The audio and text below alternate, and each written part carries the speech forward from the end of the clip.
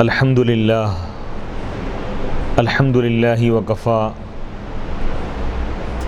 والصلاة والسلام علی سیدنا محمد المصطفیٰ وعلی آلہ المجتبی واصحابہ نجوم الہدی اما بعد فاعوذ باللہ من الشیطان الرجیم بسم اللہ الرحمن الرحیم وما آتاکم الرسول فخذوه وما نہاکم عنہ فانتہوا واتقوا اللہ ان اللہ شدید العقاب صدق اللہ العظیم۔ ناظرین کرام،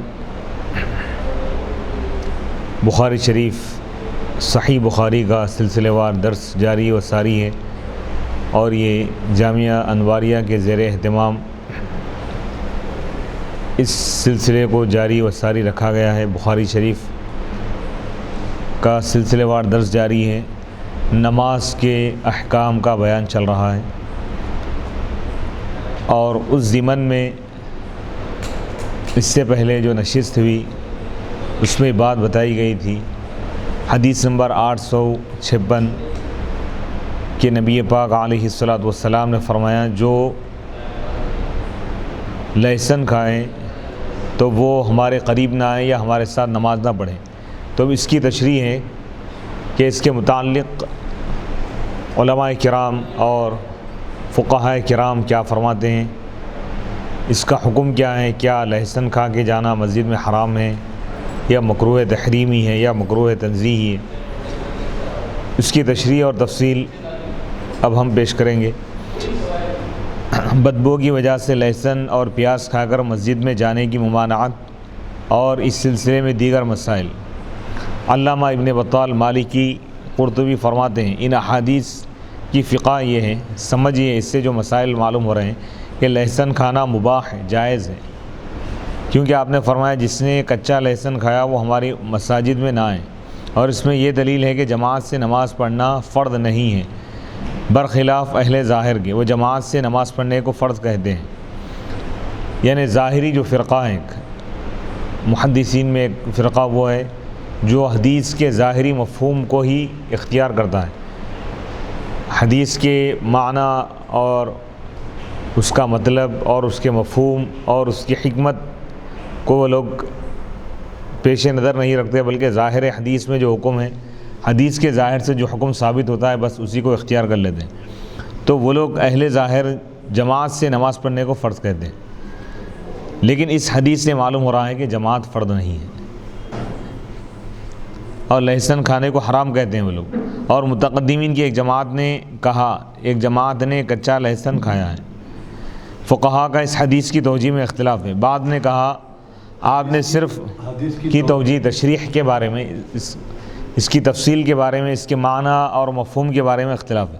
بعض نے کہا آپ نے صرف مسجد نبوی میں کچا لہسن کھا کر آنے سے منع فرمایا، کیونکہ وہاں پر وحی لانے والے فرشتے آتے ہیں۔ اس کی خاص حکمت یہ تھی کہ نبی پاک علیہ السلام کے بعد جو فرشتے آتے ہیں، فرشتوں کے سردار حضرت جبرائیل علیہ السلام آتے ہیں، تو تاکہ ان کو کوئی تکلیف نہ پہنچے، اس لیے نبی پاک علیہ السلام فرمائے کہ ہماری مسجد میں نہ آئیں۔ تو اس سے بعض فقہا کہتے ہیں کہ مطلق یہ مکروہ نہیں ہے، بلکہ یہ حضور علیہ السلام کی مسجد نبوی کے ساتھ خاص ہے۔ بعض فقہا نے اس طرح کہا ہے۔ جمہور علماء نے یہ کہا ہے کہ اس حکم میں مسجد نبوی اور دیگر مساجد برابر ہیں، یعنی چاہے مسجد نبوی ہو یا کوئی اور مسجد ہو، سب کے متعلق یہ حکم ہے کہ کچی لہسن کھا کے یا کچی پیاز کھا کے نہ جائیں، اور وحی لانے والے فرشتے اور دوسرے فرشتے سب برابر ہیں، کیونکہ رسول اللہ صلی اللہ علیہ وسلم نے فرمایا اس سے بنی آدم کو ایذا ہوتی ہے، یعنی انسانوں کو تکلیف ہوتی ہے، اور فرمایا ہے کچے لہسن کی بو سے ہمیں ایذا ہوتی ہے، اور جو شخص مسلمانوں کے ساتھ بیٹھا ہو اس کو ایذا پہنچانا، تکلیف پہنچانا جائز نہیں ہے۔ ابن وہب نے امام مالک سے روایت کیا ہے جس آدمی نے جمعہ کے دن کچا لہسن کھایا، میری رائے ہے کہ وہ مسجد میں جمعہ کے لیے حاضر نہ ہو، اور جس شخص پر جمعہ فرض ہے اس نے کچا لہسن کھایا تو اس نے بہت برا کام کیا۔ اس میں یہ دلیل ہے کہ جس شخص سے ایذا پہنچے، جیسے جزامی یا جن کی ناک بہت بہتی ہو یا بہت زیادہ چینکنے والے یا اس جیسے دیگر لوگ، وہ مسجد سے دور ہیں۔ یعنی بہرحال خلاصہ بعض فقہا تو یہ کہتے ہیں کہ بھئی جس شخص سے کوئی دوسروں کو تکلیف پہنچنے کا اگر اندیشہ ہے تو وہ شخص مسجد کے بجائے تنہا گھر میں نماز پڑھ لے. جیسے کوئی ایسی بیماری میں مبتلا ہے کہ جو بیماری پھیل سکتی ہے, دوسرے لوگ اس سے متاثر ہو سکتے ہیں, تو ایسا شخص جماعت سے نماز نہ پڑھے بلکہ تنہا نماز پڑھے. اس حدیث میں بدبودار سبزیوں کا ذکر ہے. یہ سبزیاں مدینے میں ہوتی تھی اور اس پر اہل مدینہ کا اجماع ہے کہ ان سبزیوں میں زکوٰۃ واجب نہیں تھی, اور اللہ کے رسول علیہ الصلوۃ والسلام نے ان سبزیوں سے زکوٰۃ وصول نہیں کی, اور اگر آپ نے ان سبزیوں میں زکوٰۃ لی ہوتی تو یہ بات فقہا سے مخفی نہ رہتی, چھپی ہوئی نہ رہتی, اور یہ بات منقول ہوتی. منقول یعنی بیان کی جاتی. امام مالک, امام شافعی اور فقہا کی ایک جماعت کا یہی قول ہے. اس حدیث سے یہ بھی معلوم ہوا کہ جس شخص نے کسی کھانے کو اس لیے ترک کر دیا کہ وہ اس کو پسند نہیں, تو اس کو ملامت نہیں کی جائیں گی. یعنی کوئی عیب کی بات نہیں. کوئی کسی شخص کو کوئی کھانا پسند نہیں, اس کے پسند نہ ہونے کی وجہ سے اگر وہ نہیں کھا رہا ہے تو کوئی عیب کی بات نہیں ہے, گنہگار نہیں ہوگا, کیونکہ شریعت میں مجبور نہیں کیا گیا. حلال چیزیں بتا دی, حلال چیزوں میں سے جو چاہے کھا سکتے. کوئی شخص اگر زندگی بھر کوئی حلال چیز نہ کھائے تو قیامت کے دن اس سے پوچھ نہیں ہوں گی کہ یہ کیوں نہیں کھائے. ہاں, حرام سے بچنا ضروری, یہ ذہن میں رکھی مسئلہ. جیسے رسول اللہ صلی اللہ علیہ وسلم نے گوہ کو نہیں کھایا تھا, ایک قسم کا ایک وہ ہے جانور ہے. حضرت عبداللہ بن عمر رضی اللہ تعالیٰ عنہما بیان کرتے ہیں کہ نبی صلی اللہ علیہ وسلم سے گوہ کے متعلق سوال کیا گیا تو آپ نے فرمایا نہ میں اس کو کھاتا ہوں نہ اس کو حرام کہتا ہوں. اللہ کے رسول علیہ الصلوۃ والسلام نے فرمایا تم کچا لہسن کھا سکتے ہو, اور اپنے نہ کھانے کی وجہ بیان فرمائی. میں اس سے سرگوشی کرتا ہوں جس سے تم سرگوشی نہیں کرتے, یعنی گفتگو کرتا ہوں, مناجات کرتا ہوں, یعنی فرشتوں سے. وہ معنی ہے یا اللہ سے کلام فرماتے, یہ بھی سرگوشی کرتے ہیں.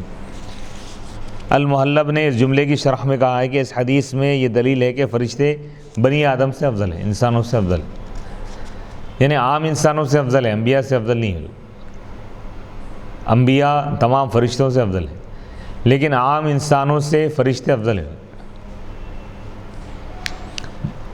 المحلب کی یہ دلیل صحیح نہیں ہے, کیونکہ اللہ کے رسول علیہ الصلوۃ والسلام نے کچا لہسن کھا کر مسجد میں آنے سے منع فرمایا, اور مسجد میں جس طرح فرشتے ہوتے ہیں بنی آدم میں سے نمازی بھی ہوتے ہیں, اور جس طرح فرشتوں کو بدبو سے ایذا تکلیف پہنچتی ہے انسانوں کو بھی تکلیف پہنچتی ہے. نیز جب بنی آدم کو اس سے ایذا پہنچے گی انسانوں کو تو وہ اپنی مجلس میں اس شخص کی مذمت کریں گے اور غیبت میں مبتلا ہوں گے, اس کی برائی کریں گے اور غیبت میں مبتلا ہوں گے.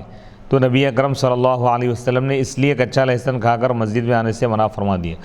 لہذا اس حکم سے فرشتوں کا افضل ہونا لازم نہیں آتا, یعنی فرشتوں کا انسانوں سے افضل ہونا لازم نہیں آتا. امام مالک نے کہا ہے کہ مسجد میں کچا لہسن کھا کر آنا ممنوع ہے, منع ہے, اور بازاروں میں کچا لہسن کھا کر جانا ممنوع نہیں ہے. ان احادیث کی شرح میں اس سے پہلے ہم نے یہ بات بتائی کہ کچے لہسن کو کھا کر مسجد میں آنے سے منع کیا گیا ہے. اس کا خلاصہ یہ ہے کہ لہسن کو پکا کر کھانے کے بعد مسجد میں آنا منع نہیں ہے. اس کے ثبوت میں یہ حدیث ہے. معدان بن ابی طلحہ الیعمری بیان کرتے ہیں کہ حضرت عمر بن خطاب رضی اللہ تعالیٰ عنہ نے کھڑے ہو کر جمعہ کا خطبہ دیا اور فرمایا کہ اے لوگوں تم ان دو درختوں سے کھاتے ہو, یعنی اس لہسن اور پیاز کو, اور میں نے رسول اللہ صلی اللہ علیہ وسلم کے عہد زمانے میں ایک شخص کو دیکھا جس کے منہ سے بدبو آ رہی تھی. اس کا ہاتھ پکڑ کر اس کو مسجد سے بقیع کی طرف نکال دیا گیا. پس جو شخص اس لہسن اور اس پیاز کو کھائے اس کے لیے ضروری ہے کہ وہ ان کو پکا کر ان کی بدبو کو زائل کرے, یعنی کچی نہ کھائے بلکہ پکا کر کھائے.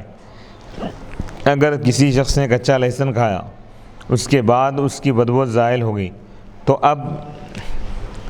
اب اس کے لیے مسجد میں جانا جائز ہے. اس کے ثبوت میں یہ حدیث پاک ہے. ابو رضی اللہ تعالیٰ عنہ بیان کرتے ہیں کہ حضرت مغیرہ بن شعبہ رضی اللہ تعالیٰ عنہ نے کہا میں لہسن کھایا, پھر میں نبی صلی اللہ علیہ وسلم کی مسجد میں گیا. اس وقت نبی اکرم صلی اللہ علیہ وسلم ایک رکعت نماز پڑھ چکے تھے. پھر جب میں بقیہ نماز پڑھنے کے لیے کھڑا ہوا تو میرے منہ سے بدبو آ رہی تھی، بس آپ نے فرمایا جس شخص نے اس سبزی کو کھایا تو وہ ہماری مسجد میں نہ آئے حتیٰ کہ اس کی بدبو چلی جائے، یعنی بو ختم، یہاں تک کہ اس کی بو ختم ہو جائے۔ خلاصہ یہ ہے کہ اگر کچی پیاز یا کچی لہسن کھا لی تو اس کے بعد یا تو کلی کر لے یا اتنی دیر ٹھہر جائے کہ بو ختم ہو جائے، بو ختم ہونے کے بعد مسجد میں آ سکے۔ لفظ کچی پیاز اور یا کچی لہسن کھانا یہ حرام نہیں ہے، بلکہ کچی پیاز یا کچی لہسن بدبودار چیزیں کھا کر فوراً مسجد میں جانا یہ منع ہے، مسجد کے احترام اور فرشتوں کے احترام کے خاطر، تاکہ دوسروں کو تکلیف نہ ہو۔ باب نمبر 161، باب وضوء الصبیان ومتى يجب عليهم الغسل والطهور وحضورهم الجماعة والعيدين والجنائز وصفوفهم وحضورهم الجماعة والعيدين والجنائز وصفوفهم، بچوں کا وضو کرنا اور ان پر غسل اور وضو اور جماعت اور عیدین اور جنازوں میں حاضر ہونا کب واجب ہوتا ہے اور ان کی صفوں کا بیان۔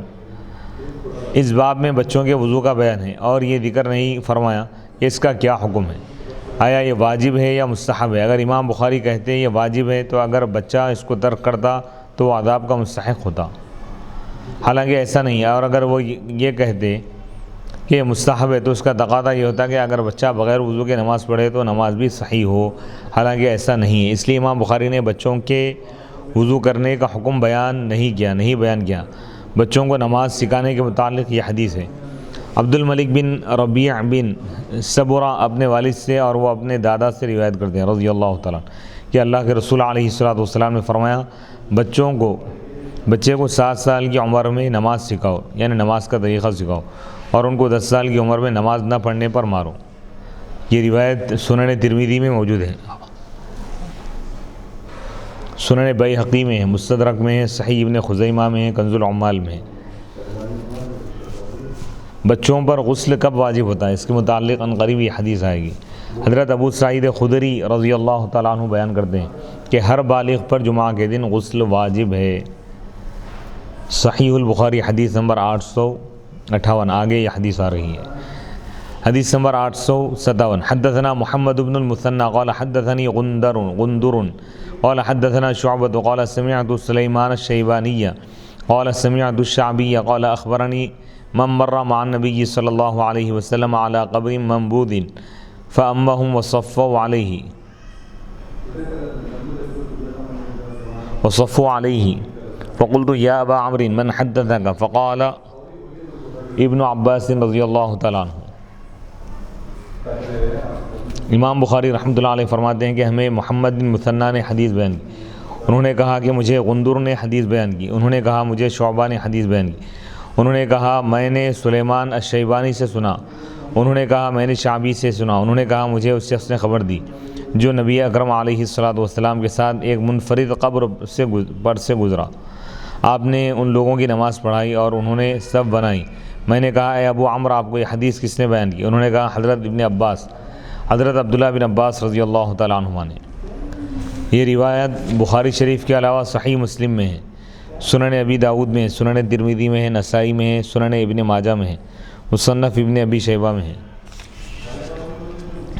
دفن کیے جانے کے بعد قبر پر نماز جنازہ پڑھنے کی مدت اور اس میں فقہا کے مذاہب اور فقہا کا اختلاف، یعنی کسی شخص کو اگر دفن کر دیا گیا، نماز نہیں پڑھی گئی تھی تو کب تک پڑھ سکتے ہیں نماز، تو اس میں فقہا کا اختلاف ہے۔ علامہ بدر الدین محمود بن احمد عینی حنفی رحمۃ اللہ علیہ فرماتے ہیں اس حدیث میں مذکور ہے کہ نبی اکرم صلی اللہ علیہ وسلم نے قبر پر لوگوں کو نماز پڑھائی، اس سے معلوم ہوا کہ قبر پر نماز پڑھنا جائز ہے۔ ہمارے اصحاب یعنی احناف نے کہا ہے کہ اگر میت کو دفن کر دیا جائے اور اس کی نماز جنازہ نہ پڑھی گئی ہو تو اس کی قبر پر نماز جنازہ پڑھی جائے اور اس کو قبر سے نکالا نہیں جائے گا۔ اس پر نماز اس وقت پڑھی جائے گی جب تک یہ یقین نہ ہو کہ اس کا جسم پھٹ گیا ہے، پھول گیا ہے یا پھٹ گیا ہے۔ اسی طرح المبسوط میں مذکور ہے، اس میں یہ اشارہ ہے کہ اگر اس میں شک ہے کہ اس کا جسم پھٹ گیا ہوگا پھر بھی اس کی نماز جنازہ پڑھی جائے گی، اور اس کی ہمارے اصحاب نے صراحت کی ہے، تصریح کی ہے کہ امام شافعی اور امام احمد کا بھی یہی قول ہے۔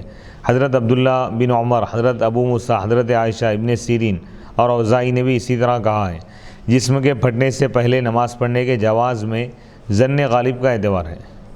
غلبہ ظن یعنی کسی شخص کو دفن کر دیا گیا ہو، کسی مسلمان کو، اور نماز جنازہ نہیں پڑھے تو اس کی قبر کے پاس ٹھہر کر نماز جنازہ پڑھ سکتے ہیں۔ کب تک؟ جب تک کہ ہم کو یقین ہو کہ اس کا جسم پھٹ نہ گیا ہو۔ بعض فقہاء اس کی مدت 3 دن بیان کریں، 3 دن کے اندر اگر ہے تو پڑھ لے سکتے ہیں، 3 دن سے زیادہ کا عرصہ ہو گیا تو نہیں پڑھ سکتے، خالی دعا کر دیں گے، دعائے مغفرت۔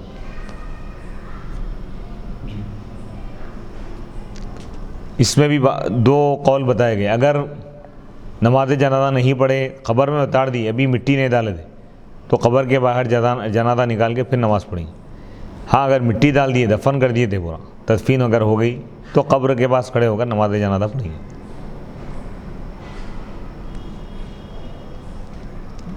جسم کے پھٹنے سے پہلے نماز پڑھنے کے جواز میں نماز پڑھنا جائز ہونے کے بارے میں ظن غالب کا اعتبار ہے، یعنی انسان غور و فکر کرے، اگر اس کا ظن غالب یعنی اس کا یقین اس بات کی طرف ہے کہ ابھی جسم نہیں پھٹا ہوں گا تو اب نماز پڑھ سکتے، نہیں اگر اس کا ظن غالب ہے کہ جسم پھٹ گیا ہوں گا، نعش تبدیل ہو گئی ہوں گی، اگر یہ اندیشہ ہے تو نہیں پڑھ سکتے۔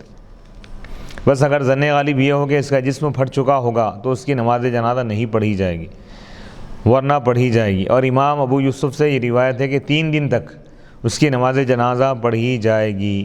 امام شافعی کا بھی ایک قول یہی ہے۔ دوسرا قول ہے 1 ماہ تک اس کی قبر پر نماز پڑھی جائے گی۔ امام شافعی رحمۃ اللہ علیہ کا ایک قول یہ بھی ہے کہ 1 مہینے تک نماز جنازہ پڑھ سکتے ہیں۔ امام احمد کا بھی یہی قول ہے۔ امام شافعی اور امام احمد بن حنبل رحمۃ اللہ علیہما کا ایک قول یہ ہے کہ اگر کسی شخص کی نماز جنازہ نہیں پڑھی گئی، اس کو دفن کر دیا گیا کسی مسلمان، تو 1 مہینے تک بھی پڑھ سکتے ہیں نماز جنازہ۔ امام شافعی اور امام احمد بن حنبل رحمۃ اللہ علیہما کے پاس، اور احناف کے پاس صرف 3 دن تک۔ اچھا، تو 1 مہینے تک دفن کر دینے کے بعد 1 مہینے کے بعد، 1 مہینے کے اندر کبھی بھی پڑھ سکتے، اگر نئے پڑھے تھے دفن کر دیے پڑھے بغیر، اچھا، تو قبر تو نہیں کھولی جائیں گی، جنازے کو باہر نہیں نکالا جائیں گے، قبر میں ہی مدفون رکھ کر 1 مہینے کے اندر کبھی بھی پڑھ سکتے ہیں۔ یہ 2 ائمہ کے بس۔ تیسرا قول ہے جب تک اس کا جسم بوسیدہ نہ ہو جائے، یعنی ہڈیاں وغیرہ جب تک کہ الگ نہ ہو جائے۔ اور چوتھا قول ہے ہمیشہ اس کی قبر پر نماز پڑھنا جائز ہے۔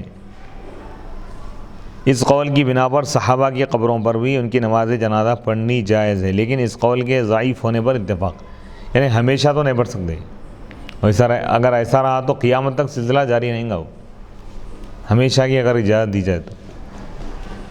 امام مالک نے کہا ہے قبر پر نماز جنازہ پڑھنا رسول اللہ صلی اللہ علیہ وسلم کی خصوصیت ہے، یعنی حضور کے ساتھ خاص ہے، بعد والے نہیں کر سکتے برہم لوگ۔ اس پر یہ رد کیا گیا ہے کہ اگر ایسا ہوتا تو جن صحابہ نے آپ کے پیچھے صف باندھی تھی آپ انہیں منع فرما دیتے، صحابہ بھی ان کے ساتھ پڑھے نا۔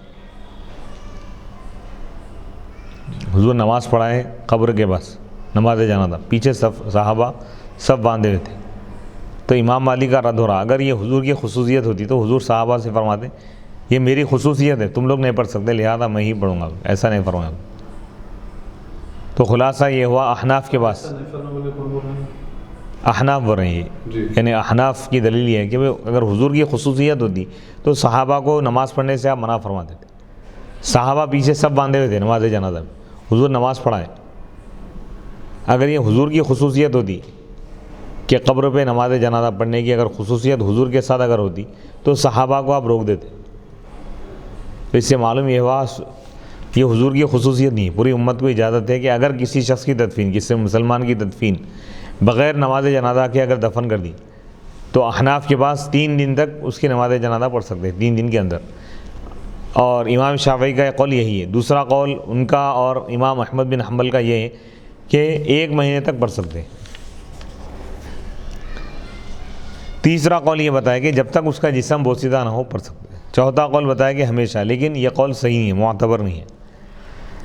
3 دن کے بعد قبر پر نماز پڑھنے کے عدم جواز پر، نماز کے عدم جواز پر یہ اعتراض ہوتا ہے کہ رسول اللہ صلی اللہ علیہ وسلم نے جائز نہ ہونے پر یہ اعتراض ہوتا ہے کہ رسول اللہ صلی اللہ علیہ وسلم نے 8 سال بعد بھی قبر پر نماز پڑھی ہے۔ حدیث میں حضرت عقبہ بن عامر رضی اللہ تعالیٰ عنہ بیان کرتے ہیں کہ رسول اللہ صلی اللہ علیہ وسلم نے 8 سال بعد شہدائے احد کی قبر پر نماز جنازہ پڑھی۔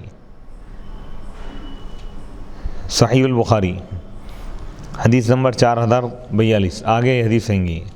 اس کا جواب یہ ہے کہ شہداء کے اجسام بوسیدہ نہیں ہوتے، اسی طرح تر و تازہ رہتے ہیں۔ حدیث میں شہدائے احد کے ساتھ ہے نا خاص اجسام، یعنی ان کا جسم، ان کی باڈی، ڈیڈ باڈی وہ نہیں ہوتی، سڑتی نہیں، گلتی نہیں، کیونکہ قرآن سے اللہ تعالیٰ بیان فرما دیا قرآن میں وَلَا تَقُولُوا لِمَن يُقْتَلُ فِي سَبِيلِ اللَّهِ أَمْوَاتٌ، جو لوگ اللہ کی راہ میں قتل کیے جاتے ہیں تم ان کو مردہ مت کہو، بلکہ وہ تو زندہ ہے۔ وَلَٰكِن لَا تَشْعُرُونَ، لیکن تم ان کی زندگی کو محسوس نہیں کر سکتے، جان نہیں سکتے، تم کو اس کا شعور نہیں۔ ایک جگہ یہ فرمایا، دوسری جگہ فرما رہا ہے کہ وَلَا تَحْسَبَنَّ الَّذِينَ قُتِلُوا فِي سَبِيلِ اللَّهِ أَمْوَاتٌ، جو اللہ کی راہ میں قتل کیے گئے ہیں تم ان کو مردہ مت سمجھو۔ ایک جگہ فرما رہا کہ مت کہو، دوسری جگہ فرما رہا کہ مت سمجھو۔ کہنے کا تعلق زبان سے، یعنی اللہ فرما رہا ہے کہ شہداء کو تم زبان سے بھی مردہ مت کہو، دل سے بھی، دماغ سے بھی، ذہن سے بھی مردہ مت سمجھو، دل میں بھی مردہ مت سمجھو۔ کہنے کا تعلق زبان سے، کوئی زبان سے نہیں کہہ رہا لیکن دل میں اگر مردہ سمجھے تو اللہ تعالیٰ اس پر بھی پابندی لگا دے، دل میں بھی ان کو مردہ مت سمجھو۔ سبحان اللہ سبحان اللہ۔ تو شہدائے احد کی 8 سال کے بعد حضور جب ان کے قبروں پر نماز جنازہ پڑھے، کیوں پڑھے؟ کیونکہ ان کے اجسام تر و تازہ ہیں، وہ موت کے بعد بھی زندہ ہیں لوگ۔ بل احیاء عند ربہم یرزقون، بلکہ وہ اپنے رب کے پاس زندہ ہیں، ان کو رزق بھی دیا جاتا ہے۔ تو اس حدیث کا یہ جواب دی احناف۔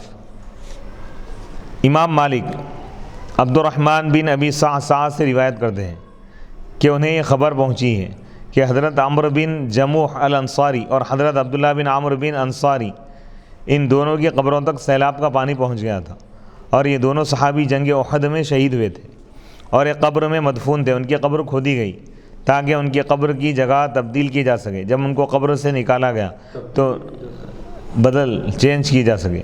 جب ان کو قبر سے نکالا گیا تو ان کے جسم بالکل متغیر نہیں ہوتے، نہیں بدلے تھے، ایسا محسوس ہو رہا تھا جیسے کل فوت ہوئے، یعنی کل ہی ابھی ان کا انتقال ہوا ہے۔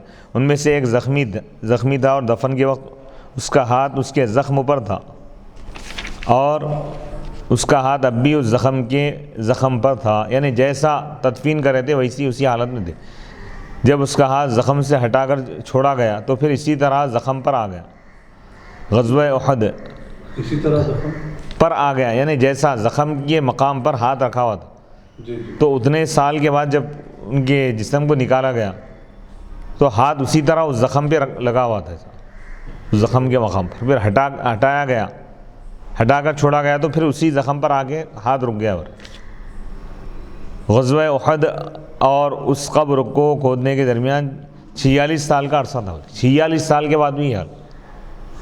اللہ اکبر، سبحان اللہ سبحان اللہ۔ صحابہ کا یہ حال ہے تو نبی کا عالم کیا ہوگا؟ بے شک حق۔ شہداء کا یہ حال ہے تو انبیاء کا عالم کیا ہوگا؟ اس حدیث میں یہ صراحت ہے کہ شہداء کے اجسام بوسیدہ نہیں ہوتے، یعنی ان کے جسم تبدیل نہیں ہوتے، بدلتے نہیں، جوں کہ تو ویسے رہتے۔ لہذا شہدائے احد کے دفن ہونے کے 8 سال کے بعد ان کی نماز جنازہ پڑھنے کی حدیث فقہا کے قاعدے کے خلاف نہیں۔ فقہا کیا بول رہے ہیں؟ عام لوگوں کے متعلق بول رہے ہیں کہ عام لوگوں کی 3 دن کے اندر نماز پڑھ لیں گے، لیکن جو اللہ کے نیک بندے ہیں، صالحین ہیں یا شہداء ہیں، وہ تو قیامت تک زندہ ہی ہیں اپنے قبروں میں، ان کے جسم بوسیدہ نہیں ہوتے ہوئے۔ حدیث نمبر 858۔ حدثنا علی بن عبداللہ قال حدثنا سفیان قال حدثنی صفوان بن سلیم عن عطاء بن یسار عن ابی سعید الخدری عن النبی صلی اللہ علیہ وسلم قال الغسل یوم الجمعۃ واجب علی کل محتلم۔ حضرت عطاء بن یسار سے روایت ہے، وہ حضرت ابو سعید خدری رضی اللہ تعالیٰ عنہ سے روایت کرتے ہیں، وہ نبی پاک علیہ الصلوۃ والسلام سے روایت کرتے ہیں۔ اللہ کے نبی علیہ الصلوۃ والسلام نے ارشاد فرمایا، جمعہ کا غسل واجب ہے ہر محتلم پر، ہر بالغ پر۔ آیا جمعہ کے دن غسل کرنا واجب ہے یا مستحب ہے؟ علامہ بدر الدین محمود بن احمد عینی حنفی فرماتے ہیں اس حدیث میں مذکور ہے، اس میں یہ بات ذکر کی گئی ہے کہ جمعہ کے دن غسل کرنا ہر بالغ پر واجب ہے۔ اہل ظاہر غیر مقلدین نے اس حدیث سے یہ استدلال کیا ہے، یہ دلیل پیش کی ہے کہ جمعہ کے دن غسل کرنا واجب ہے۔ علامہ صاحب ہدایہ ابو بکر صاحب ہدایہ نے کہا ہے کہ میرے علم میں یہ نہیں ہے کہ اہل ظاہر کے سوا کسی نے جمعہ کے غسل کو واجب کہا ہو، انہوں نے اس غسل کو واجب کہا ہے۔ ابن وہب نے بیان کیا کہ امام مالک سے سوال کیا گیا آیا جمعہ کا غسل واجب ہے، انہوں نے کہا جمعہ کا غسل مستحب ہے، واجب نہیں ہے، نیز جمعہ کے غسل کا وجوب اس حدیث سے منسوخ ہے۔ حضرت آگے جو حدیث آ رہی ہیں، حضرت سمورہ رضی اللہ تعالیٰ عنہ بیان کرتے ہیں کہ اللہ کے رسول علیہ الصلوۃ والسلام نے ارشاد فرمایا جس نے وضو کیا تو یہ اچھا اور عمدہ کام ہے، اور جس نے غسل کیا تو غسل کرنا افضل ہے۔ تو اس حدیث سے معلوم ہوا کہ غسل فرض نہیں ہے، جمعہ کے مستحب ہے، بعض لوگ سنت گئے۔ نیز صحیح بخاری کی حدیث کا محمل یعنی اس کا مفہوم کیا ہے بتا رہے ہیں، یہ ہے کہ اس میں واجب بمعنی ثابت یعنی ثابت ہے اور تاکید کے لیے اس کو واجب فرمایا ہے، یعنی جمعہ کے دن غسل کرنا یہ ثابت ہے، یہ بولنا چاہ رہا ہے، واجب نہیں ہے، واجب بمعنی ثابت ہے حدیث نمبر 859 حدثنا علی بن عبد اللہ قال اخبرنا سفیان عن عمرو قال اخبرنی قریب عن ابن عباس رضی اللہ تعالی عنہ قال بت عند خالتی میمونة لیلة فنام النبی صلی اللہ علیہ وسلم فلما كان في بعض الليل قام رسول الله صلی اللہ علیہ وسلم فتوضأ من شن معلق وضوءا خفيفا يخففه عمرو ويقلله جدا ثم قام يصلي فقمت فتوضأت نحوا مما توضأ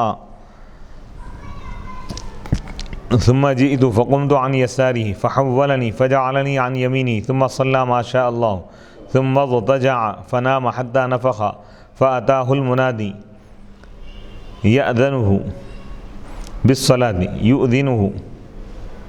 بالصلاة فقام معه إلى الصلاة فصلى ولم يتوضأ فقلنا لعمر إن ناسا يقولون إن النبي صلى الله عليه وسلم تنام عينه ولا ينام قلبه قال عمرو سمعت عبيد بن عمير يقول إن رؤيا الأنبياء وحي ثم قرأ إني أرى في المنام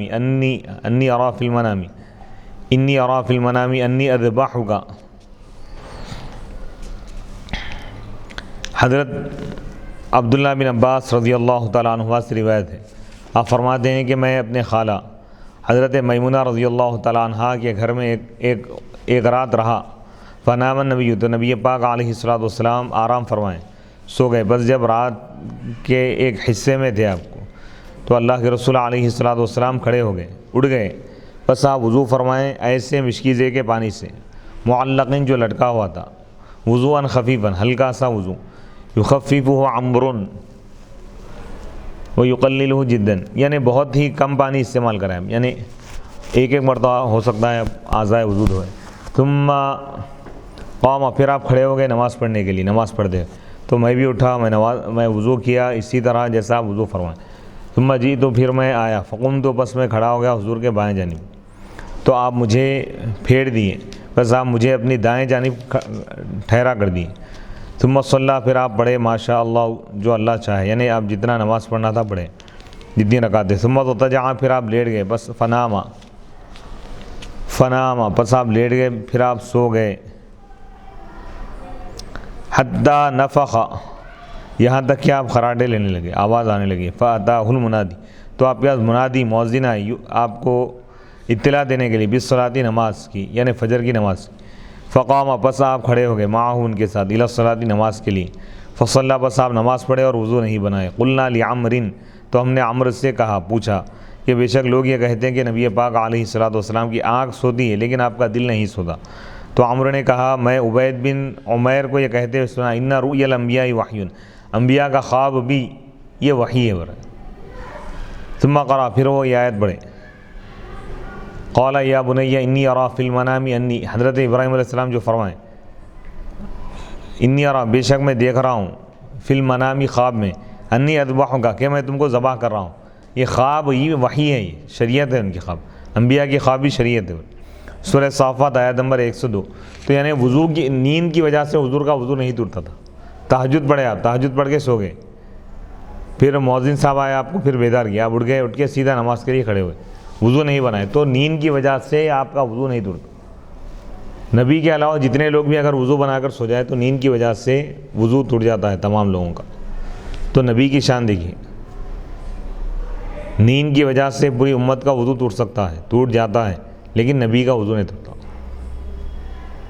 جب وضو میں نبی کے برابر نہیں ہو سکتے، عبادتوں میں کیسے برابر ہو سکتے؟ سبحان اللہ۔ وضو کے ٹوٹنے نہ ٹوٹنے میں، جی وضو کے ٹوٹنے اور نہ ٹوٹنے میں اتنا فرق ہے نبی اور امت کے درمیان، تو دیگر عبادتوں میں بہت بڑا فرق ہے، کیفیت کے اعتبار سے اور مقامات کے اعتبار سے فرق ہوتا ہے۔ بے شک۔ حدیث نمبر، اور اس سے یہ بھی معلوم ہے کہ بعض چیزیں حضور کی خصوصیت ہوتی ہیں، جیسے بعض لوگ نہ سمجھ جو ہے ہر چیز کو حدیث بول کے لے جاتے، ایسا نہیں ہے۔ فجر کی 2 سنت پڑھ کر حضور آرام فرما دیتے ہیں، اب امت ایسا نہیں کر سکتی، کیوں؟ کیونکہ حضور رات تمام عبادت کرتے تھے، امت جو فجر میں آ رہی ہے وہ تو رات تمام عبادت کیے ہوئے نہیں ہے، تو اس چیز کو سمجھنے کی ضرورت ہے۔ بعض چیزیں نبی کی خصوصیت ہوتی، بعض چیزیں تو خصوصیت کو پہچاننا چاہیے، نبی کی شان کیا ہے، غیر نبی اور غیر نبی میں فرق کرنا چاہیے۔ حدیث نمبر 860، حدثنا اسماعیل قال حدثني مالک عن اسحاق بن عبد الله بن ابی طلحة عن انس بن مالک ان جدته ملیکۃ دعت رسول اللہ صلی اللہ علیہ وسلم لطعام صنعته فأكل منه فقال قوموا فليصلي بكم فقمت إلى حصير لنا قد اسود من طول ما لبث فنضحته بماء فقام رسول اللہ صلی اللہ علیہ وسلم والیتیم معی والعجوز من ورائنا فصلی بنا رکعتین۔ حضرت انس بن مالک رضی اللہ تعالیٰ عنہ سے روایت ہے، ان جدتہ، کہ حضرت انس بن مالک رضی اللہ تعالیٰ عنہ کی دادی ملیکہ رضی اللہ تعالیٰ عنہ اللہ کے رسول علیہ الصلوۃ والسلام کو دعوت دی لطعام کھانے کی، صنعت ہو جس کو وہ تیار کیے تھے، فاکل منہ حضور اس میں سے تناول فرمائے، فقال پھر اس کے بعد آپ فرمائے قوموا تم کھڑے ہو جاؤ، گھر کے لوگوں سے آپ فرمائیں کہ کھڑے ہو جاؤ تاکہ میں تم کو نماز پڑھاؤں۔ تو حضرت انس بن مالک رضی اللہ تعالیٰ عنہ فرماتے ہیں کہ میں ایک حصیر کی طرف میں کھڑا ہو گیا جو سیاہ ہو گئی تھی زیادہ استعمال کی وجہ سے، فنضحت، بس میں اس پر پانی چھڑک کے صاف کیا، بس اللہ کے رسول علیہ الصلوۃ والسلام کھڑے ہو گئے، والیتیم معی، اور ایک یتیم میرے ساتھ تھا، یعنی ایک چھوٹا بچہ تھا جو میرے ساتھ تھا، والعجوز، یعنی حضور آگے کی صف میں تنہا مصلی پر کھڑے ہوئے، حضور کے پیچھے جو صف تھی، حضرت انس فرما رہے ہیں کہ میں اور میرے ساتھ یتیم بچہ تھا، ایک یتیم یعنی چھوٹا بچہ نابالغ، والعجوز من ورائنا، اور بڑھیا ہمارے پیچھے تھے، یعنی حضرت کے دادی حضرت انس رضی اللہ تعالیٰ عنہ کی دادی تنہا ایک پیچھے صف میں تھے، فصلی بنا رکعتین، تو حضور ہم کو 2 رکعت پڑھائے۔ صحیح البخاری حدیث نمبر 859 میں حضرت عبداللہ بن عباس رضی اللہ تعالیٰ عنہ کے وضو کرنے کا ذکر ہے، اور اس حدیث میں یتیم کے وضو کرنے کا ذکر ہے، اور یہ دونوں نابالغ تھے، یعنی نابالغ بچے کا وضو صحیح ہوگا یا نہیں، ہو جائے گا۔ نابالغ بچہ اگر نماز پڑھنا چاہ رہا ہے تو اس کے لیے وضو واجب ہو جائے گا، وضو کرنا ضروری ہوگا، اور یہ دونوں حدیثیں عنوان کے اس جز کے مطابق ہیں جس میں بچوں کے وضو کرنے کا ذکر ہے۔ اس حدیث کے باقی مضامین کی شرح صحیح البخاری حدیث نمبر 380 میں گزر چکی ہے، اس کی تفصیل۔ حدیث نمبر 861، حدثنا عبداللہ بن مسلمۃ عن مالک عن ابن شہاب عن عبید اللہ بن عبد اللہ بن عتبۃ عن ابن عباس رضی اللہ تعالی عنہما انہ قال اقبلت راکبا علی حمار اتانی وانا یومئذ قد ناہزت الاحتلام ورسول اللہ صلی اللہ علیہ وسلم یصلی بالناس بمنى الى غیر جدار فمررت بین یدی بعض الصف فنزلت وارسلت الاتانا ترتع ودخلت في الصف ولم ينكر ذلك علی احد۔ امام بخاری رحمۃ اللہ علیہ فرماتے ہیں کہ ہمیں عبداللہ بن مسلمہ نے حدیث بیان کی امام مالک سے، وہ ابن شہاب سے، وہ عبید اللہ بن عبداللہ بن عتبہ سے، وہ حضرت عبداللہ بن عباس رضی اللہ تعالیٰ عنہما سے روایت کرتے ہیں۔ حضرت عبداللہ بن عباس رضی اللہ تعالیٰ عنہما نے فرمایا، بیان کیا کہ میں ایک گدھے پر سوار ہو کر آیا، اور میں ان دنوں بلوغت کے قریب تھا، بلوغ کے قریب تھا، ابھی آپ بالغ نہیں ہوئے تھے، اس وقت کی بات ہے. اور اس وقت اللہ کے رسول علیہ الصلوۃ والسلام بغیر دیوار کی کہ مینا میں لوگوں کو نماز پڑھا رہے تھے. دیوار کا کوئی وہ نہیں، یعنی سامنے دیوار نہیں تھی، ایک سترہ لگا دیے تھے، لوگوں کو نماز پڑھا رہے تھے. میں صف کے بعد حصے کے سامنے سے گزرا، پس میں اترا اور میں اس گدھے کو چرنے کے لیے چھوڑ دیا. ایک روایت میں گدھی کا ذکر اعلیٰ اتارن یعنی مادہ کا ذکر، میں نے گدھی کو چرنے کے لیے چھوڑ دیا اور میں صف میں داخل ہو گیا، پھر کسی نے مجھ پر انکار نہیں کیا. اس حدیث میں عنوان کے تیسرے جز کے ساتھ مطابقت ہے، یعنی بچوں کا جماعت کے ساتھ نماز پڑھنا. چھوٹے بچوں پر جماعت تو فرض نہیں ہے، لیکن اگر وہ پڑھ لیں تو ان کی ہو جائیں گی نماز. حضرت عبداللہ بن عباس رضی اللہ تعالیٰ عنہ جماعت میں شامل ہو گیا، نماز پڑھے.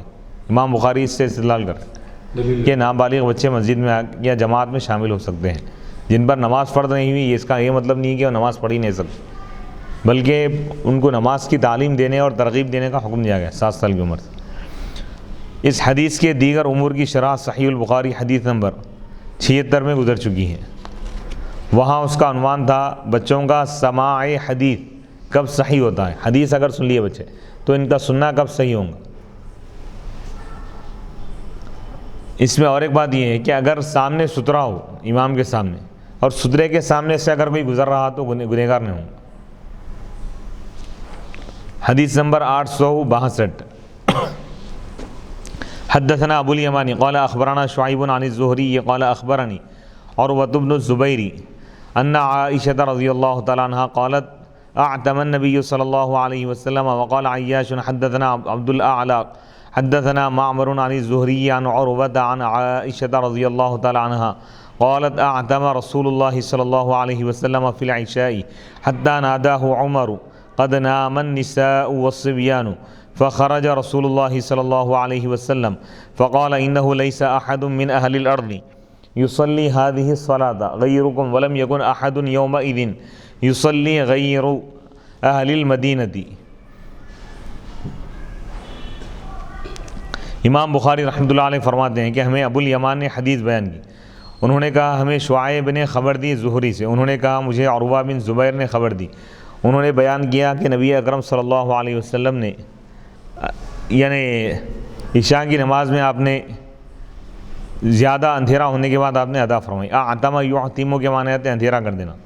نبی پاک علیہ الصلوۃ والسلام نے عشاء کی نماز کے لیے زیادہ اندھیرے میں آپ نے اس کو ادا فرمائی، یعنی تاخیر سے. اور عیاش نے کہا ہمیں عبد الاعلی نے حدیث بیان کی. انہوں نے کہا ہمیں معمر نے حدیث بیان کی زہری سے، وہ عروہ سے، وہ حضرت عائشہ رضی اللہ تعالیٰ عنہ سے روایت کرتے ہیں.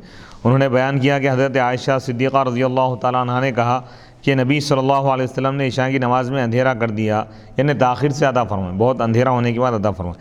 حتیٰ کہ عمر رضی اللہ تعالیٰ عنہ نے آپ کو آواز دے کر کہا، عورتیں اور بچے سو گئے. تب رسول اللہ صلی اللہ علیہ وسلم حجرے سے نکلے. پھر آپ نے فرمایا اس وقت روئے زمین پر تمہارے سوا کوئی بھی نماز نہیں پڑھ رہا ہے، اور اس وقت اہل مدینہ کے سوا کوئی بھی نماز نہیں پڑھتا تھا. تو اس حدیث پاک میں یہ بات بتائی گئی کہ عشاء کی نماز تاخیر سے، یعنی اس کا وقت ہونے کے بعد 1/3 حصہ گزرنے کے بعد پڑھنا یہ افضل ہے. اس حدیث سے حضرت عمر نے بچوں کا بھی ذکر کیا ہے. اس حدیث میں امام بخاری کی اس سے مراد یہ ہے کہ بچے بھی مسجد میں نماز کے لیے حاضر ہوتے تھے، اور اس میں عنوان کے چوتھے جز کے ساتھ مطابقت ہے. اس حدیث کی مکمل تشریح صحیح البخاری حدیث نمبر 566 میں گزر چکی ہے. حدیث نمبر 863. حدثنا عمرو بن علی قال حدثنا یحییٰ قال حدثنا سفیان قال حدثنی عبد الرحمن بن عابس سمعت ابن عباس رضی اللہ تعالی عنہما قال له رجل شهدت الخروج مع رسول الله صلی اللہ علیہ وسلم قال نعم ولولا مكاني منه ما شهدته يعني من صغره أتى العلم الذي عند دار كثير بن الصلد ثم خطب ثم أتى النساء فوعظهن وذكرهن وأمرهن أن يتصدقن فجعلت المرأة تهوي بيدها إلى حلقها تلقي في ثوب بلال ثم أتى هو وبلال البيت. امام بخاری رحمۃ اللہ علیہ فرماتے ہیں کہ ہمیں عمرو بن علی نے حدیث بیان کی. انہوں نے کہا ہمیں یحییٰ نے حدیث بیان کی. انہوں نے کہا ہمیں سفیان نے حدیث بیان کی. انہوں نے کہا مجھے عبد الرحمن بن عابس نے حدیث بیان کی. انہوں نے کہا میں نے حضرت عبداللہ بن عباس رضی اللہ تعالیٰ عنہما سے سنا، ان سے ایک شخص نے کہا کیا آپ کبھی رسول اللہ صلی اللہ علیہ وسلم کے ساتھ حجرے سے نکلے ہیں؟ انہوں نے کہا ہاں، اور اگر میری عمر اتنی نہ ہوتی یعنی میرا بچپن نہ ہوتا تو میں اس موقع پر حاضر نہ ہوتا۔ آپ اس پہاڑی پر آئے جو کثیر ابن سلط کے گھر کے پاس ہے، پھر آپ نے خطبہ دیا، پھر آپ خواتین کے پاس گئے، پھر آپ نے ان کو نصیحت کی اور خطبہ دیا اور ان کو صدقہ دینے کا حکم فرمایا۔ بس عورت اپنا ہاتھ اپنے حلق کی طرف لے جاتی گرے باندھ کے اور اپنا زیور اتار کر حضرت بلال رضی اللہ تعالیٰ عنہ کی جھولی میں ڈال دیتی۔ اس کے بعد آپ اور حضرت بلال گھر چلے گئے۔ اس حدیث میں جس خطبے کا ذکر ہے یہ رسول اللہ صلی اللہ علیہ وسلم نے عید کی نماز کے بعد دیا تھا۔ اس نماز میں حضرت عبداللہ بن عباس رضی اللہ تعالیٰ عنہما بھی موجود تھے اور انہوں نے خود تصریح کی ہے، صراحت کی ہے کہ میں اس وقت بچہ تھا، اور اس حدیث میں عنوان کے 5ویں جز کے ساتھ مطابقت ہے، موافقت ہے کہ بچوں کا عید کی نماز میں جانا، یعنی چھوٹے بچے بھی عید کی نماز میں جا سکتے ہیں، جمعہ میں جا سکتے ہیں۔ اس حدیث کی مکمل شرح تشریح صحیح البخاری حدیث نمبر 98 میں گزر چکی ہے۔ وہاں اس کا عنوان تھا امام کا خواتین کو نصیحت کرنا اور تعلیم دینا۔ باب نمبر 162، باب خروج النساء الی المساجد باللیل والغلس، رات کے وقت اور اندھیرے میں خواتین کا مساجد کی طرف جانا۔ امام بخاری نے اس باب میں یہ بیان کیا ہے کہ خواتین نماز پڑھنے کے لیے مساجد میں جاتی تھی۔ امام بخاری نے یہ نہیں بیان کیا کہ شرعاً اس کا کیا حکم ہے، کیونکہ اس مسئلے میں ائمہ کا اختلاف ہے۔ حدیث نمبر 864، حدثنا ابو الیمانی قال اخبرنا شعیب عن الزہری قال اخبرنی عروۃ بن الزبیر عن عائشہ رضی اللہ تعالی عنہا قالت اعتم رسول اللہ صلی اللہ علیہ وسلم بالعتمہ حتی ناداہ عمر نام النساء والصبیان فخرج النبی صلی اللہ علیہ وسلم فقال ما ينتظرها احد غیرکم من اہل الارض ولا يصلي يومئذ الا بالمدینہ وكانوا يصلون العتمة فيما بين ان يغيب الشفق الى ثلث اللیل۔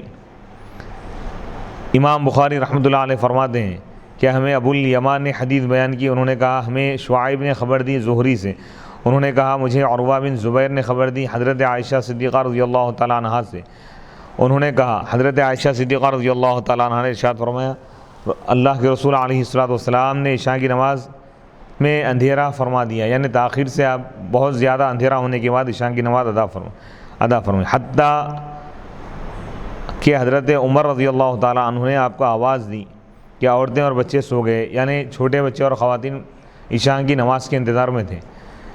تب رسول اللہ صلی اللہ علیہ وسلم حجرے سے نکلے اور فرمایا روئے زمین پر اس نماز کا تمہارے سوا کوئی اور انتظار نہیں کر رہا ہے، اور اس وقت مدینے کے سوا اور کہیں نماز نہیں پڑھی جاتی تھی، اور وہ عشاء کی نماز شفق کے غائب ہونے کے بعد سے تہائی رات کے اول حصے تک پڑھتے تھے، یعنی رات کا ایک تہائی حصہ گزرنے کے بعد صحابہ کرام نماز ادا کرتے تھے۔ تو اس اعتبار سے عشاء کی نماز تاخیر سے پڑھنا یہ افضل ہے۔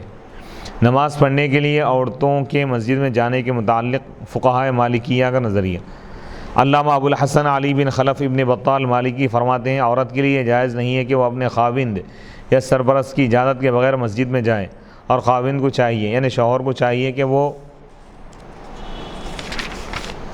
عورت کو مسجد میں نماز پڑھنے کے لیے جانے سے اور جس کام میں اس کی دینی منفعت ہو اس سے اس کو منع نہ کریں۔ یہ اس صورت پر محمول ہے کہ جب عورت پر فتنے کا خطرہ نہ ہو، یعنی جانا اس وقت جائز ہے جب کہ کوئی فتنے کا اندیشہ نہ ہو، ڈر نہ ہو، اور اس زمانے کے حالات میں فتنے اور فساد کا غلبہ ہے، اور حضرت عائشہ رضی اللہ تعالیٰ عنہ نے فرمایا جب فتنہ اور فساد کا غلبہ ہو تو خواتین کو مسجد کی طرف نہیں جانا چاہیے۔ اس حدیث میں جو عورتوں کے مسجد میں جانے کا ذکر ہے امام مالک کے نزدیک اس سے مراد بوڑھی عورتیں ہیں۔ اشہب نے امام مالک سے روایت کیا ہے کہ بوڑھی عورتیں مسجد میں جائیں لیکن بکثرت آنا جانا نہ رکھیں، اور جوان عورتیں 1-2 مرتبہ چلی جائیں اور وہ اپنے گھر والوں کی نماز جنازہ پڑھنے کے لیے جا سکتی ہیں۔ امام اعظم ابو حنیفہ رحمۃ اللہ علیہ نے کہا ہے، فرمایا ہے کہ میں عورتوں کے نماز جمعہ اور فرض نمازوں کے لیے مسجد میں جانے کو مکروہ قرار دیتا ہوں، اور بوڑھی عورتوں کے لیے فجر اور عشاء کی نماز پڑھنے کے لیے مسجد میں جانے کی اجازت دیتا ہوں، اس کے علاوہ نہیں۔ امام ابو یوسف نے کہا بوڑھی عورتوں کے لیے تمام نمازوں کے لیے مسجد میں جانے میں کوئی حرج نہیں ہے، اور جوان عورت کے نکلنے کو میں مکروہ قرار دیتا ہوں۔ الثوری نے کہا عورت خواہ بوڑھی ہو اس کے گھر سے نکلنے میں کوئی خیر نہیں ہے، حضرت عبداللہ بن مسعود رضی اللہ تعالیٰ عنہ نے کہا عورت چھپائے جانے والی چیز ہے اللہ کے نزدیک اس کی مقرب نماز گھر کی، یعنی اس کی افضل ترین نماز گھر کی کوٹری میں ہے۔ جب وہ گھر سے نکلتی ہے تو شیطان اس کو جھانک کر دیکھتا ہے، یعنی شیطان اس کے ساتھ متوجہ ہو جاتا ہے۔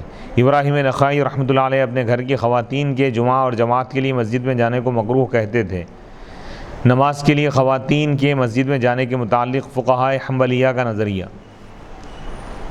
علامہ زین الدین ابن شہاب ابن رجب حنبلی رحمۃ اللہ علیہ فرماتے ہیں مردوں کے ساتھ جماعت میں خواتین کے مسجد میں نماز پڑھنے کے مسئلے میں فقہا کا اختلاف ہے۔ بعض فقہا نے اس کو ہر حال میں مکروہ کہا ہے۔ حضرت عائشہ رضی اللہ تعالیٰ عنہ کا بھی یہی موقف ہے۔ امام احمد بن حنبل نے کہا میں اس زمانے میں عورتوں کے نکلنے کو مکروہ کہتا ہوں، اس زمانے میں، کیونکہ وہ فتنہ اور آزمائش ہے۔ امام اعظم ابو حنیفہ رحمۃ اللہ علیہ سے ایک روایت یہ ہے کہ وہ عیدین کے سوا گھروں سے نہ نکلے۔ بعض فقہا نے بوڑھی عورتوں کو نکلنے کی اجازت دی ہے اور جوان عورتوں کو منع کیا ہے، یہ امام مالک کا قول ہے۔ اور ایک روایت کے مطابق امام شافعی، امام ابو یوسف اور امام محمد کا قول ہے، اور ہمارے اصحاب حنبلیہ کا بھی یہی قول ہے۔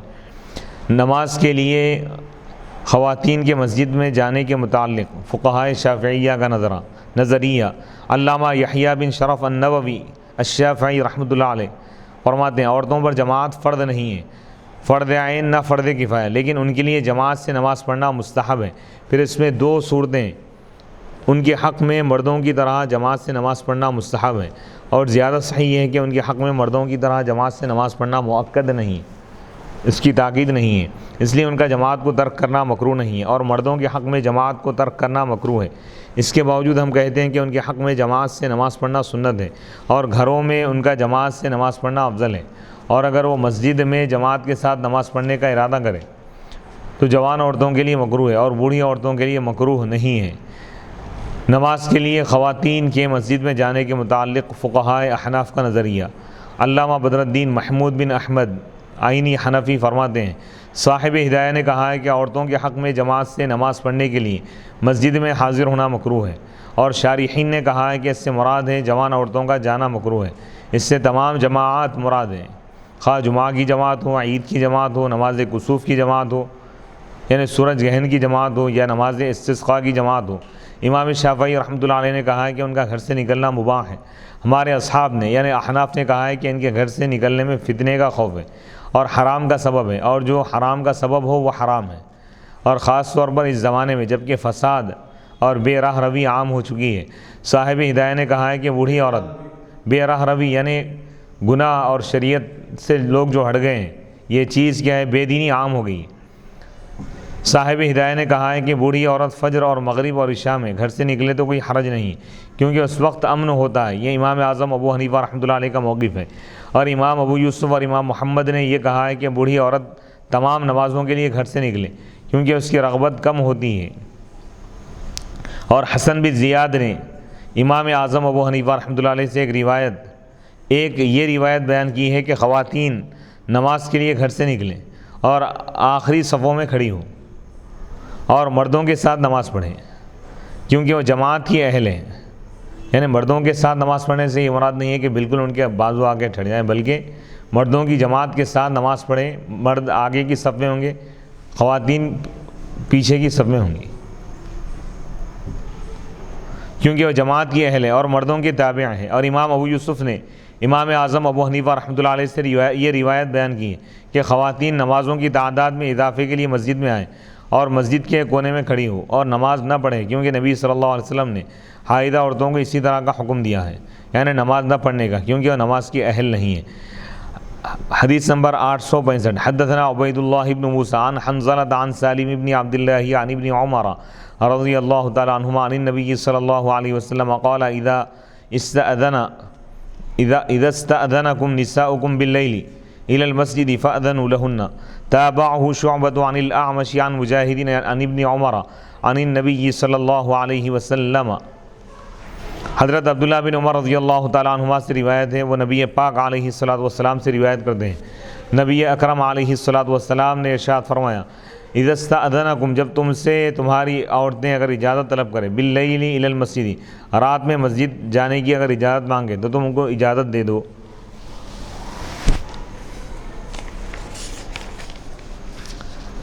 عورتوں کے مسجد میں جانے کے متعلق حسب ذیل احادیث اور آثار ہیں، کئی احادیث اور آثار موجود ہیں عورتوں کے مسجد میں جانے کی اجازت کے متعلق احادیث اور آثار۔ نافع بیان کرتے ہیں کہ حضرت عبداللہ بن عمر رضی اللہ تعالیٰ عنہ نے فرمایا کہ حضرت عمر رضی اللہ تعالیٰ عنہ کی بیوی صبح یعنی فجر اور عشاء کی نماز جماعت سے پڑھنے کے لیے مسجد میں جاتی تھی۔ ان سے کہا گیا آپ کیوں گھر سے نکلتی ہیں، حالانکہ آپ کو معلوم ہے کہ آپ کا نکلنا حضرت عمر کو ناپسند ہے اور ناگوار ہے۔ انہوں نے کہا پھر حضرت عمر کو مجھے منع کرنے سے کیا چیز مانے ہیں، یعنی مجھ کو منع کر سکتے تھے، کیوں منع نہیں کر؟ تو لوگوں نے کہا کہ ان کو رسول اللہ صلی اللہ علیہ وسلم کا ارشاد مانع ہے۔ آپ نے فرمایا، اللہ کے نبی نے فرمایا اللہ کی بندیوں کو، رسول کا ارشاد مانے یعنی رکاوٹ ہے، یعنی حضور فرما دیے کہ مت روکو، تو اس لیے وہ نہیں روک رہے۔ اللہ کے رسول نے فرمایا اللہ کی بندیوں کو اللہ کی مساجد میں جانے سے منع نہ کرو۔ صحیح البخاری حدیث نمبر 900، مسند احمد میں بھی ہے۔ حضرت عمر رضی اللہ تعالیٰ عنہ کی اس زوجہ کا نام عاتقہ بنت زید بن عمرو بن نفیل ہے۔ حضرت ابو ہریرہ رضی اللہ تعالیٰ عنہ بیان کرتے ہیں کہ رسول اللہ صلی اللہ علیہ وسلم نے فرمایا اللہ کی بندیوں کو اللہ کی مساجد سے نہ روکو، ان کو چاہیے کہ وہ بغیر بناؤ سنگار کے گھر سے نکلیں، بغیر اس کے یعنی تیاری کے، زیب و زینت کیے بغیر جائیں، با پردہ جا سکتے ہیں۔ حضرت ابو ہریرہ رضی اللہ تعالیٰ عنہ بیان کرتے ہیں کہ رسول اللہ صلی اللہ علیہ وسلم نے فرمایا اللہ کی بندیوں کو اللہ کی مساجد سے نہ روکو، ان کو چاہیے کہ وہ بغیر بناؤ سنگار کے گھر سے نکلے۔ ابراہیم نخعی بیان کرتے ہیں کہ حضرت عبداللہ بن مسعود رضی اللہ تعالیٰ عنہ کی بیوی عشاء کی نماز مسجد میں جماعت کے ساتھ پڑھتی تھی۔ عورتوں کے مسجد میں جانے کی کراہت کے متعلق احادیث و آثار، بعض روایتوں میں ہے کہ جانے کی اجازت ہے، بعض میں ناپسند کیا گیا۔ ابو عمر شیبانی بیان کرتے ہیں کہ حضرت عبداللہ بن مسعود رضی اللہ تعالیٰ عنہ نے کہا ہے جس عورت نے اپنے گھر میں نماز پڑھی ہے اس سے افضل کسی عورت نے نماز نہیں پڑھی۔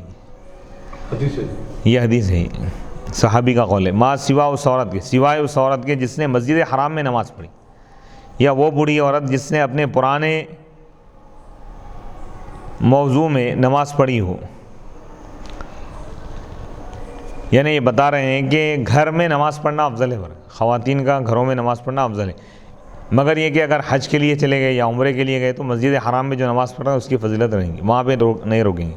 سعید بن جبیر بیان کرتے ہیں کہ حضرت عبداللہ بن عباس رضی اللہ تعالیٰ عنہما سے ایک عورت نے مسجد میں جمعہ پڑھنے کے متعلق سوال کیا تو حضرت عبداللہ بن عباس رضی اللہ تعالیٰ عنہما نے فرمایا تمہاری کوٹری میں نماز پڑھنا تمہارے گھر میں پڑھنے سے افضل ہے۔ کوٹری سے مراد یہ ہے کہ گھر میں اندر کا جو روم ہوتا، بیڈ روم وغیرہ جو ہے اس میں نماز پڑھنا تمہارے گھر میں یعنی گھر کے صحن میں دہلان میں نماز پڑھنے سے افضل ہے، یہ برا، اور تمہارا گھر میں نماز پڑھنا تمہارے حجرے میں نماز پڑھنے سے افضل ہے، اور تمہارا حجرے میں نماز پڑھنا تمہارے محلے کی مسجد میں نماز پڑھنے سے افضل ہے۔ مصنف ابن ابی شیبہ۔ ابو عمر شیبانی بیان کرتے ہیں کہ میں نے دیکھا کہ حضرت عبداللہ بن مسعود رضی اللہ تعالیٰ عنہما ان عورتوں کو کنکر مار رہے تھے جو جمعہ کے دن مسجد سے نکل رہی تھی۔ ام حمید بیان کرتی ہیں کہ میں نے عرض کیا کہ یا رسول اللہ ہمارے خاوند یعنی ہمارے شوہر ہمیں آپ کے ساتھ نماز پڑھنے سے منع کرتے ہیں اور ہم آپ کے ساتھ نماز پڑھنے سے محبت کرتی ہیں، یعنی ہمیں پسند ہے کہ ہم آپ کے ساتھ نماز پڑھیں۔ تو رسول اللہ صلی اللہ علیہ وسلم نے فرمایا تمہارا گھروں میں نماز پڑھنا تمہارے حجروں میں نماز پڑھنے سے افضل ہے، اور تمہارا حجروں میں نماز پڑھنا جماعت کے ساتھ نماز پڑھنے سے افضل ہے۔